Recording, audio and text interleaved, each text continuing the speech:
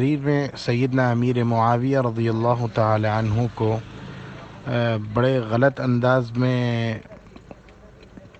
ان کو پیش کیا جا رہا ہے، گویا کہ وہ غاصب تھے اور انہوں نے ملوکیت کا دروازہ کھولا اور رسول اللہ صلی اللہ علیہ وسلم کے طریقے سے ہٹے ہوئے تھے۔ ایسا محسوس ہوتا ہے کہ انہوں نے اسلام کے مقابلے میں ایک نظام شروع کیا تھا،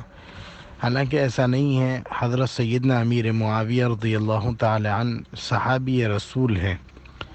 اور رسول اللہ صلی اللہ علیہ وسلم کے بے شمار احادیث اپنے صحابہ کے فضائل کے بارے میں ہیں۔ حضور صلی اللہ علیہ وسلم نے فرمایا تھا کہ لا تمس النار من رآنی او رآ من رآنی، جو انسان مجھے دیکھ لے اس کے اوپر بھی جہنم کی آگ حرام ہے، اور جو میرے صحابی کو دیکھ لے اس کے اوپر بھی جہنم کی آگ حرام ہے۔ اللہ تبارک و تعالی نے قرآن کریم میں جگہ جگہ حضرات صحابہ کے فضائل کو، ان کے مناقب کو، ان کی خصوصیتوں کو بیان کیا، اور جنتوں کو جو جنت میں سب سے آخری انعام ملتا ہے وہ یہی ہے کہ اللہ تعالیٰ کی رضامندی۔ صحابہ کرام وہ مقدس گروہ ہیں جن کو دنیا میں رہتے ہوئے اللہ تعالیٰ نے اپنی رضا اور خوشنودی کا پروانہ سنا دیا، رضی اللہ عنہم ورضوا عنہ۔ اور خاص طور پر حضرت امیر معاویہ رضی اللہ تعالیٰ عنہ کے فضائل کے بارے میں بھی بہت سے احادیث ہیں۔ اللہ کے نبی صلی اللہ علیہ وسلم نے ایک موقع پر فرمایا تھا، اللہم اجعلہ ہادیا مہدیا،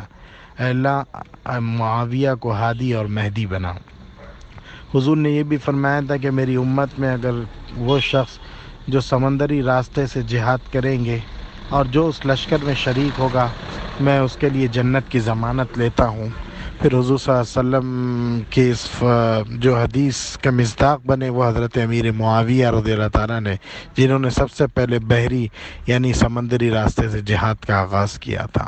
اس کے علاوہ حضرت عبداللہ ابن مبارک جو امام بخاری کے استاد ہیں، امام ابو حنیفہ علیہ الرحمہ کے شاگرد رشید ہیں، ان سے کسی نے یہ پوچھا تھا کہ حضرت عمر ابن عبدالعزیز، جن کو لوگ پانچواں خلیفہ کہتے ہیں اور جن کی سیرت ہمارے لیے آئیڈیل اسوہ اور نمونہ ہے، ان کے بارے میں ان کو اور حضرت امیر معاویہ ان دو شخصیتوں کو لے کر انہوں نے سوال کیا تھا عبداللہ ابن مبارک سے کسی نے کہ یہ بتائیں کہ عمر ابن عبدالعزیز بہتر ہیں رحمہ اللہ یا حضرت امیر معاویہ بہتر ہیں؟ اس لیے کہ انہی کی طرح بہت سے لوگ حضرت امیر معاویہ کو اچھی نگاہ سے نہیں دیکھتے۔